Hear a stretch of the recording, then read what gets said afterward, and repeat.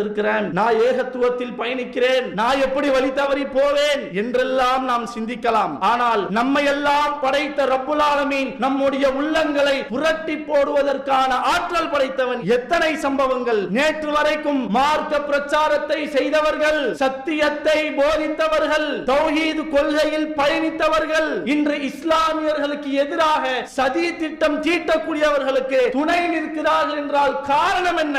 அவர்களுடைய உள்ளம் தடுமாறிவிட்டது. நேற்று வரைக்கும் சரியான முறையில் மார்க்க சட்ட திட்டங்களை போதித்தவர்கள் இன்று பேருக்காக, புகழுக்காக, தன்னுடைய மனோ இச்சைகளுக்கு ஏற்றவாறு வளைத்தும் திரித்தும் சொல்கிறார்கள் என்றால் என்ன காரணம்? அவர்களுடைய உள்ளம் தடுமாறிவிட்டது. இப்பேற்பட்ட தடுமாற்றம் நமக்கு கூட ஏற்படலாம். நான் நிர்வாகியாக இருக்கிறேன், நான் தாயியா இருக்கிறேன், நான் ஆலிமா இருக்கிறேன், யாராக வேண்டுமானாலும் இருந்து விட்டு போகட்டும். நாம் மரணிக்கின்ற வரை, நம்முடைய உடலில் இருந்து உயிர் வெளியேறும் வரை இந்த சத்திய மார்க்கத்தில் நாம் பயணிக்க வேண்டும் என்றால் அல்லாஹ்வுடைய தூதர் எப்படி துஆ செய்தார்களோ அந்த பிரார்த்தனையை நம்முடைய வாழ்க்கையில் நாம் அதிகமாக செய்ய வேண்டும்.